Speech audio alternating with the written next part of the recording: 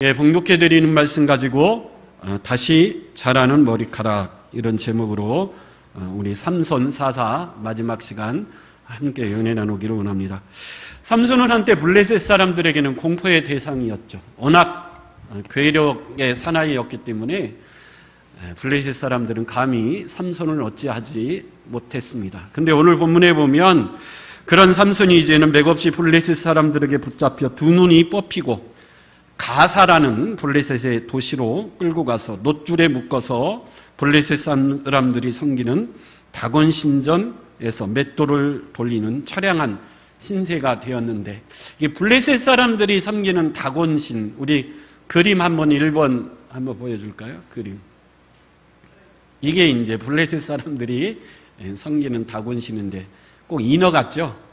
하반신은 물고기 비늘로 덮여 있고 상반신은 사람의 모양을 하는 곡식의 신입니다. 곡식의 신인데 왜 하반신은 물고기 비늘 모양을 하고 있을까요? 블레셋은 원래 해양 민족입니다. 2번 그림 한번 보여줄까요? 그레데 섬이라는 섬에 살고 있었던 해양 민족인데, 이 블레셋 족속이 이집트를 정복하러 왔다가 실패하고 지금의 가나안 땅이죠. 가나안 땅에 정착해서 5개 도시를 중심으로 정착하며 살다가 틈을 봐서 이집트를 다시 공격하려고 했는데 그러지 못하고 가나안 땅 원주민으로 정착하며 다윗 왕 때까지 이스라엘을 괴롭히는 대표적인 민족이 블레셋 족속입니다. 그래서 원래 해양 민족이기 때문에 그들이 섬기는 우상 다곤 신도 곡식의 신이지만 하반신을 이렇게 물고기 모양, 비닐 모양으로 만들어서 섬기고 있습니다. 여러분, 블레셋 사람들이 삼손을 붙들고 자신들이 섬기는 다곤 신전에 모인 이유가 뭐죠? 우리 힘으로는 감히 삼손을 어찌하지 못했는데 워낙 괴력이 있으니까 우리가 이렇게 삼손을 잡을 수 있었던 가장 큰 요인은 우리가 섬기는 다곤신이 저 삼손을 붙잡아 우리에게 주었기 때문에 가능했다. 그래서 다곤신전에 모여서 삼손을 붙잡아 우리에게 넘긴, 우리가 섬기는 신 다곤을 섬기며 찬양하며 큰 제사를 드리기 위해서 이 다곤 신전에 모인 거죠. 그래서 25절에 보면 그 다곤 신전 앞에 삼손을 불러다가 제주를 부리게 했다 그럽니다. 제주를 부리게 했다라는 말은 웃게 하자, 춤을 추게 하자. 삼손은 하나님을 섬기는 이스라엘 백성이죠. 특별히 하나님이 선택한 사사인데 그 하나님의 사사가 우리에게 붙들려서 우리가 섬기는 다곤신 앞에서 우리를 웃게 하는 광대 같은 초라한 존재가 되고 말았다. 이렇게 극심한, 삼손에게도 모멸감을 주지만 삼손이 섬기는 여호와에게도 모멸감을 주려고 하는 그 의도가 있었죠. 이때 27절에 보면 이 다곤 신전 안에는 블레셋 사람들의 남녀 방백으로 가득했는데 그 지붕 위에만 몇 명이 있었다 그러죠? 3,000명이 있었다 그래요. 그러니까 그 다곤 신전 안에는 어마어마한 블레셋 사람들이 모여서 삼손으로 하여금 제주를 부리며 웃고 즐기고 떠드는 그러한 때 삼손이 그 다곤 신전을 버티는 큰 두 기둥을 붙들고 하나님 앞에 마지막 간절히 부르짖죠. 이번만 나로 강하게 해 주십시오. 하나님이 놀랍게 삼손의 기도에 응답하셔서 삼손으로 하여금 다시 한번 마지막 힘을 발휘하게 해서 다곤 신전을 바치고 있는 두 기둥을 무너뜨려서 그 신전 안에 있는 수많은 블레셋 사람들과 함께 삼손이 죽음을 맞이하는 마지막 최후의 모습을 우리에게 보여주는 장면이 오늘 본문입니다. 그러면 사사 삼손이 왜 이렇게 실패한 사사가 되었을까요? 우리가 지난 시간에 많은 요인을 살펴봤지만 오늘 한 가지 더 살펴보자면 삼손은 무엇보다도 마음을 빼앗겼기 때문입니다. 여러분, 삼손이 들릴라를 사랑했는데 들릴라가 삼손이 자기를 사랑하는 줄 알고 삼손에게 가장 먼저 뭘 요구하죠? 당신의 마음을 나에게 달라. 그래서 15절에 보면 당신의 마음이 내게 있지 아니하면서 당신이 어찌를 나를 사랑한다 하느냐. 들릴라가 삼손에게 하는 말이죠. 삼손, 당신이 나를 사랑한다라고 말은 하지만 당신 나에게 아직 뭘 주지 못했죠? 마음을 주지 못했다. 마음을 주지 않고 사랑한다라는 것은 거짓말이니 삼손이요, 나한테 뭘 달라는 거죠? 마음을 달라. 그렇게 요구하고 있습니다. 여러분, 우리 주님도 우리가 마지막 세상에게서 뺏기지 말고 우리가 마지막 지켜야 될 것은 우리의 뭐라 그러죠? 마음이에요. 우리 잠언 4장 23절 한번 읽어보겠습니다. 시작. 모든 지킬 만한 것 중에 더욱 내 마음을 지키라. 생명의 근원이 이에서 남이니라. 여러분, 우리가 지켜야 되는데 특별히 뭘 지키라 그러죠? 우리의 마음. 여러분, 우리 마음 가운데 주의 성령이 충만히 임재해 계시고 말씀으로 가득 찬 그런 마음을 소유하면, 우리 마태복음 22장 37절 한번 읽어볼까요?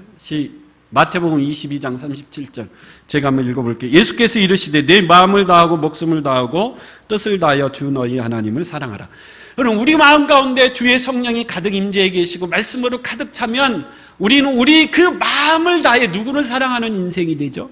하나님을 사랑하는 인생이 되어 살아갈 수 있다라는 거죠. 그래서 무엇보다도 뭘 뺏기지 말라는 거죠? 마음을 뺏기지 말라. 근데 이 마음을 세상에 뺏겨 우리의 마음이 세상으로 가득 차면 오늘 삼손과 같이 하나님의 택한 사사지만 실패한 인생이 되고 만다라는 거죠. 그래서 삼손은 그 마음을 들릴라에게 빼앗겼습니다. 그리고 마지막 자신의 인생의 가장 후회막심한 결정을 하게 되죠. 삼손은 나실인이기 때문에 하나님께서 나실인이 반드시 지켜야 될 세 가지 규례, 우리가 잘 알고 있는 말씀이죠. 민수기 6장에 보면 세 가지 규례가 있는데, 첫째, 뭘 마시지 말라 그러죠? 술, 독주를 마시지 말라. 왜 그렇죠? 에베소서 5장 18절에 술 취하지 말라. 이는 방탕한 것이니 오직 성령으로 충만함을 받으라. 술 취하는 대신 뭐에 충만해 있어야 되죠? 성령으로 충만해 있기 위해서 술, 독주를 마시지 말아야 되고, 두 번째는 머리에 삭도를 대지 말라. 머리를 자르지 말라는 것은 고린도전서 11장 10절 말씀대로 하나님의 권세 아래 복종하고 있음을 상징적으로 보여주는 행위. 그래서 머리를 자르지 말라. 마지막 세 번째는 시체나 부정한 것을 만지거나 접근하지 말라. 부정한 것을 멀리함으로써 성결하고 정결한 삶을 살고 있다는 표식, 이 세 가지를 반드시 지켜야 했습니다. 근데 안타깝게도 이 세 가지 중에 삼손은 지금까지 두 가지를 어겼어요. 뭘 어겼죠?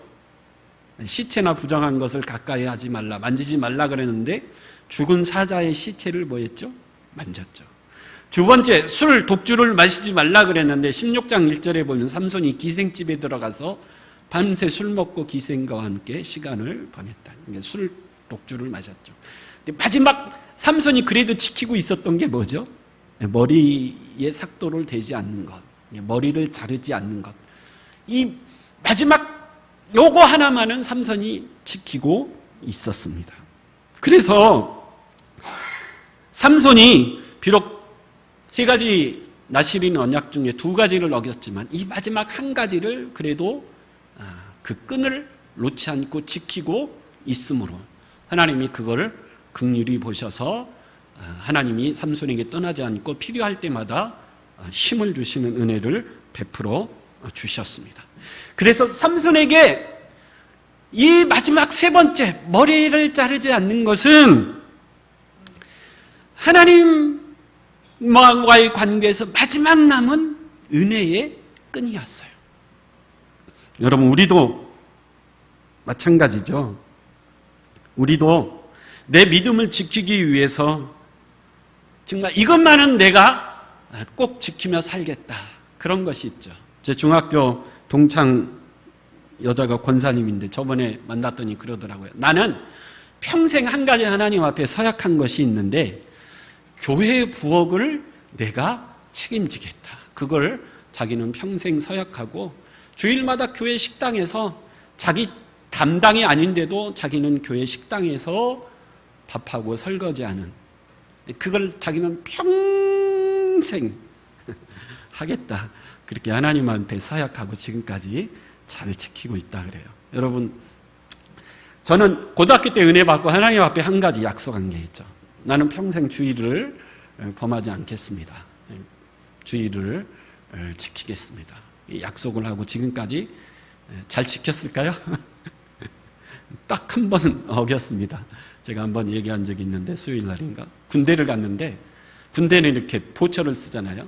매일 바뀝니다. 오늘 6시에 보초를 서면 내일은 7시, 그 다음 날은 8시, 그 다음 날은 9시, 그 다음 날은 10시 이렇게 돌아가면서 서는데 어느 날 주일날이 딱 됐는데 11시에 딱 이제 보초가 딱 걸린 거예요.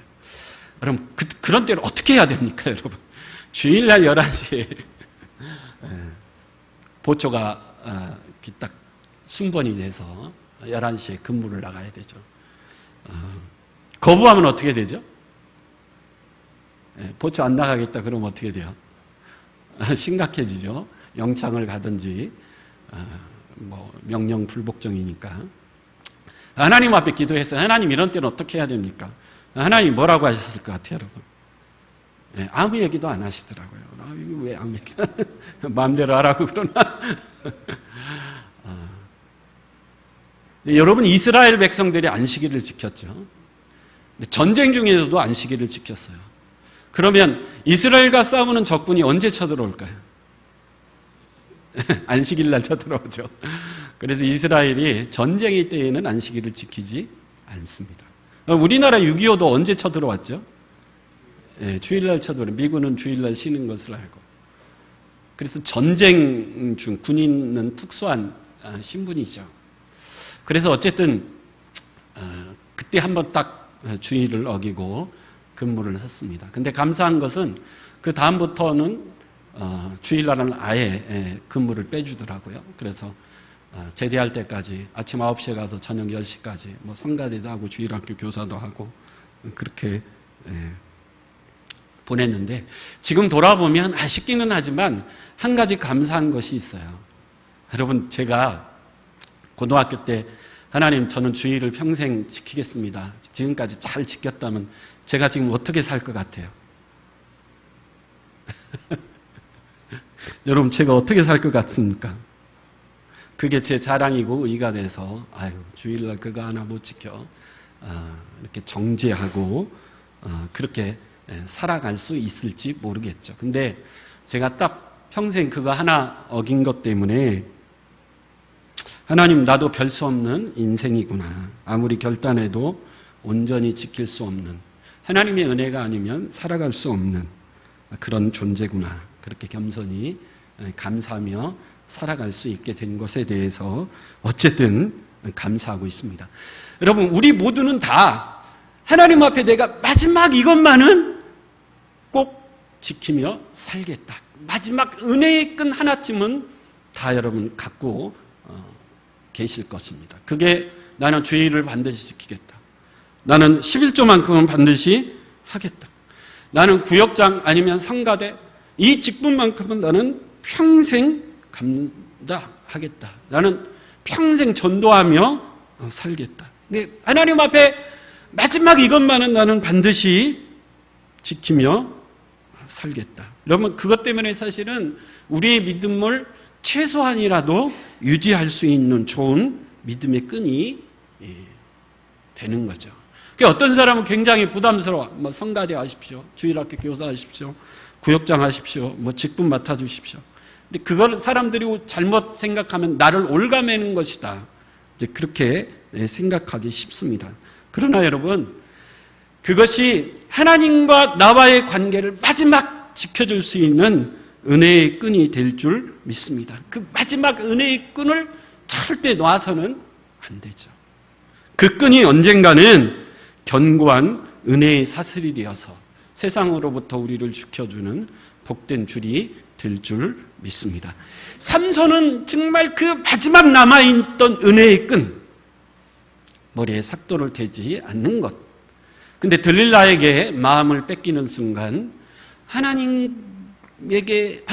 관계에서 마지막 남아있던 그 끈을 놓고 말았습니다. 그래서 머리에 삭도를 대서 두 눈이 뽑히고 힘을 잃고 이방우상의 성전에서 놀이객감이 되는 안타까운 삼손의 모습을 볼 수가 있죠. 근데 여러분, 오늘 본문에 보면 독특한 기록 하나가 있어요. 우리 22절 한번 읽어보겠습니다. 22절.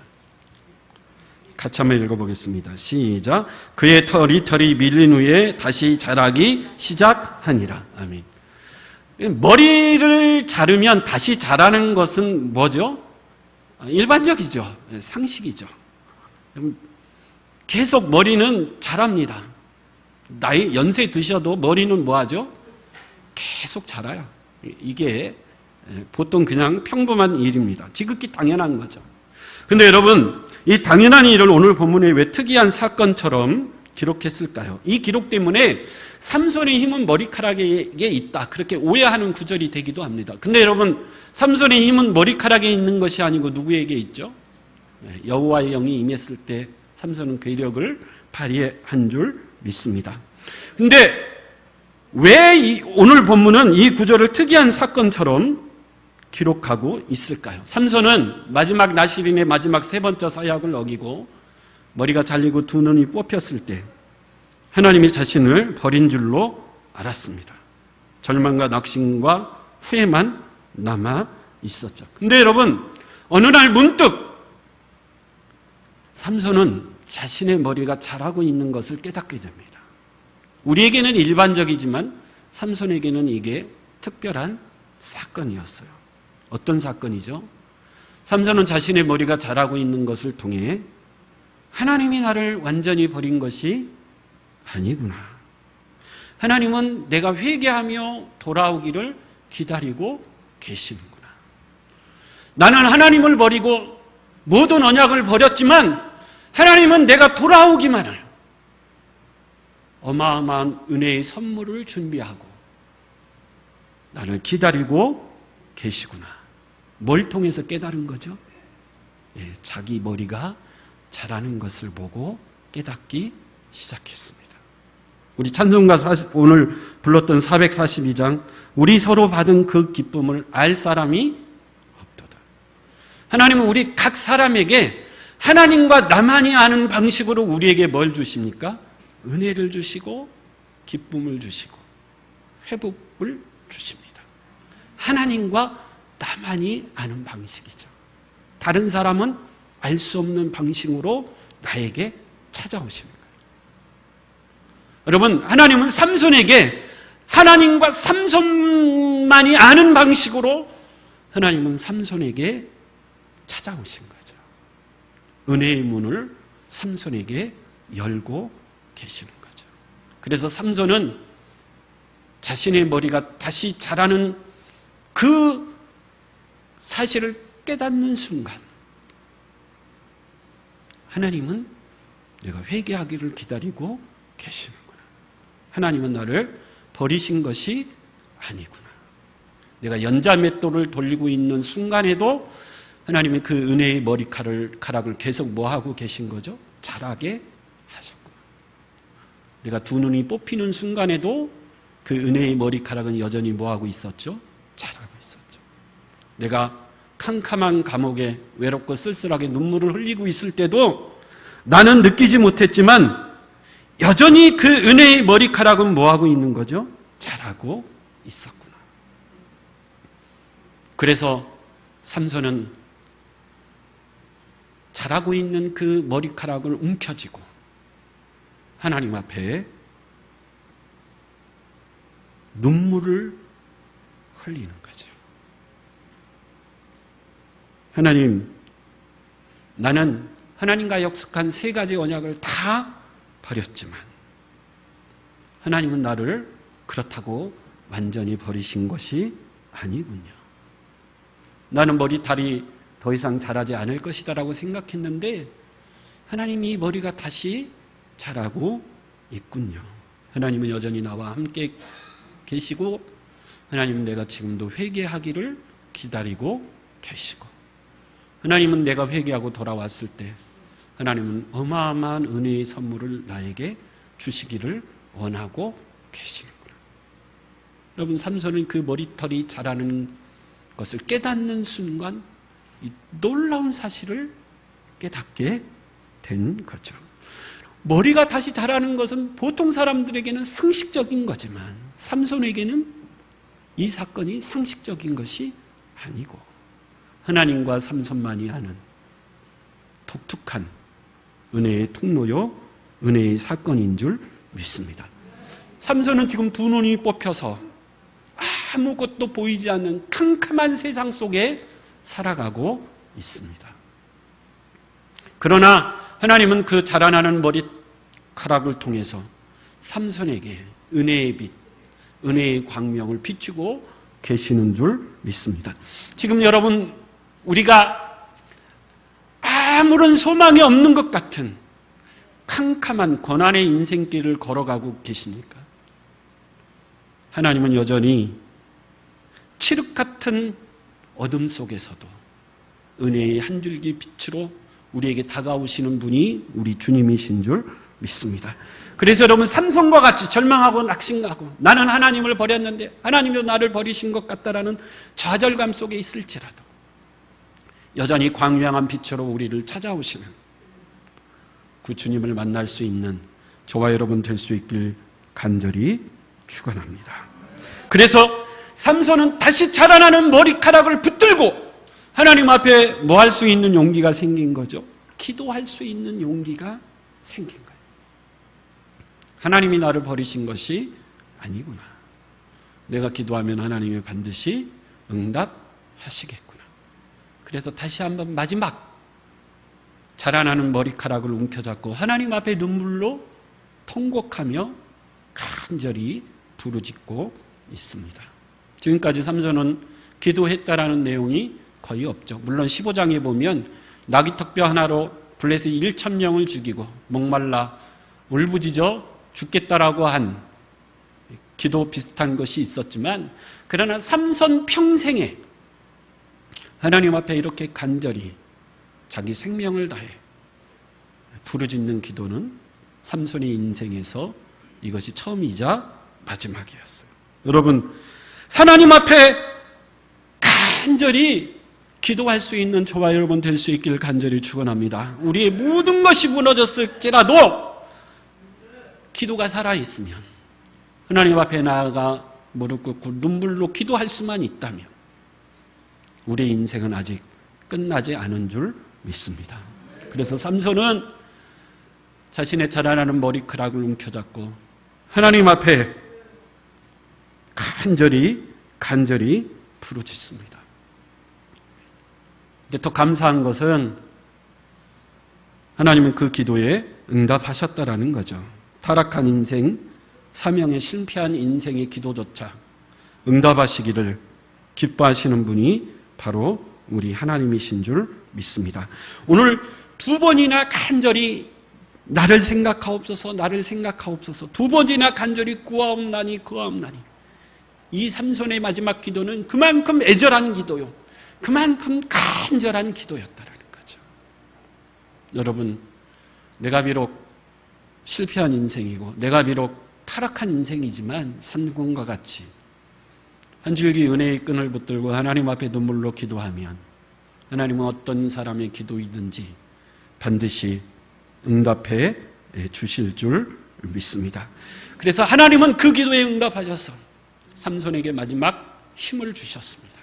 그리고 그 신전 기둥을 버티고 있는 두 기둥을 움켜잡고 부르짖었을 때 두 기둥이 무너져서 신전이 무너짐에 오늘 30절 결론을 이렇게 맺고 있죠. 삼손이 이르되 블레셋 사람과 함께 죽기를 원하노라 하고 힘을 다하여 몸을 굽히매 그 집이 곧 무너져 그 안에 있는 모든 방백들과 온 백성에게 덮이니 삼손이 죽을 때에 죽인 자가 살았을 때에 죽인 자보다 더욱 많았더라. 여러분, 삼손의 기도는 내 머리카락이 다시 자라나게 해주십시오, 그 기도가 아니었죠. 내 힘의 근원은 머리카락에 있지 않고 누구에게 있다라는 것, 하나님에게 있다라는 것을 육신의 눈이 멀어졌을 때, 영적인 눈이 열려서 비로소 깨닫게 된 거죠. 내 힘의 근원은 머리카락에 있지 않구나. 내 머리카락에 있지 않고 누구에게 있다라는 거죠? 하나님에게 있구나. 하나님에게 있었구나. 하나님이 주신 힘이었구나. 그래서 다시 한번 하나님 그 힘을 주십시오. 여러분, 이런 깨닫는 은혜가 저와 여러분들에게 있길 간절히 축원합니다. 삼손은 12명의 사사들 중에 유일하게 자연사하지 못하고 적에게 붙잡혀 죽은 비운의 사사입니다.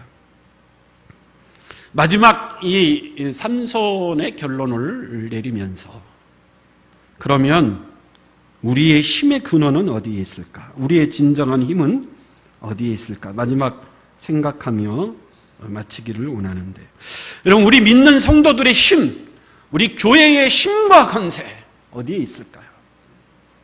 여러분, 하나님이 주신 힘이 있다면 삼손처럼 빼앗기지 않고 그 힘을 가지고 하나님 나라와 복음을 위해서 여전히 강력한 믿음의 군사로 살아가고 있습니까? 아니면 그 힘을 빼앗겨 세상에게 조롱당하고 있지 않습니까? 우리 그리스도인들의 진정한 힘, 교회의 힘은 어디에 있을까요? 예수님을 통해서 우리가 확인할 수 있습니다. 예수님은 죽음의 권세를 이기시고 승리하신 분이시죠. 근데 여러분, 그 예수님의 힘은 어떤 힘이었을까요? 우리 이사야 53장 7절 한번 읽어볼까요? 이사야 53장 7절 시작. 그가 곤욕을 당하여 괴로울 때에도 그의 입을 열지 아니하였으며 마치 도수장으로 끌려가는 어린 양과 털 깎는 자 앞에서 잠잠한 양같이 그의 입을 열지. 예수님은 어떤 분이셨다 그러죠? 도술장으로 끌려가는 어린 양 같고 털 깎는 자 앞에서 잠잠한 뭐 했다 그러죠? 양 같았다 그럽니다. 그럼 이 모습은 예수님 당시 제자들이나 사람들이 기대하던 힘이 절대 아니었어요. 그들은 예수님의 정말 강력한 힘과 권세를 원했어요. 근데 예수님이 보여주신 것은 도술장으로 끌려가는 어린 양 같고 털 깎는 자 앞에서 잠잠한 양 같은 모습을 보여주셨죠.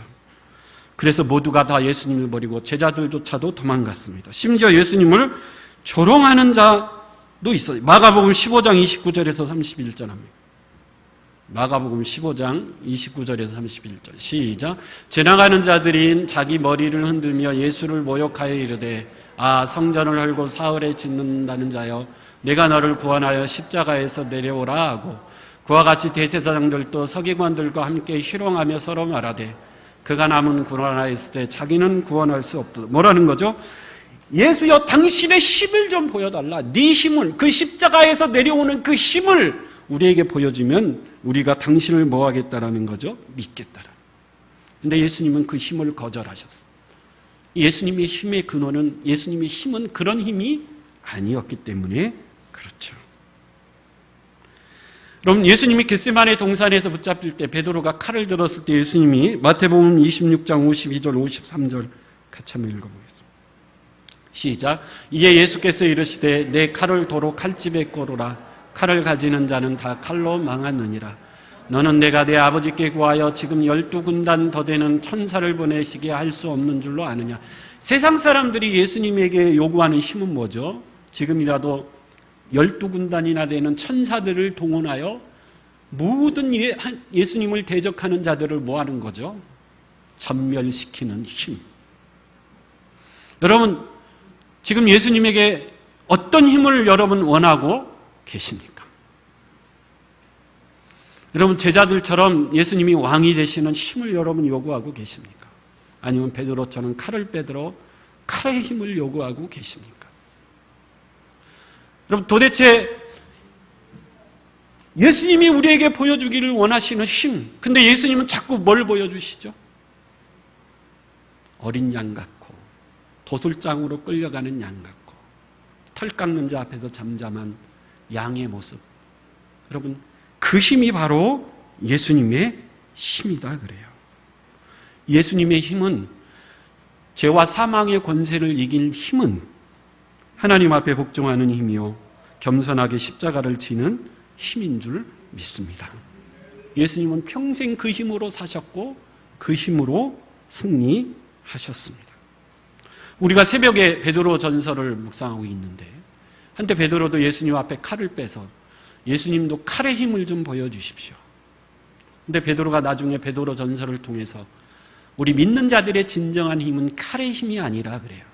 우리 믿는 자들의 진정한 힘은 십자가의 길을 묵묵히 따라가는 힘. 그 길을 가는데 세상 사람들이 조롱하고 핍박해도 묵묵히 끝까지 걸어갈 수 있는 힘. 그래서 하나님의 아름다운 덕을 선전하는 힘.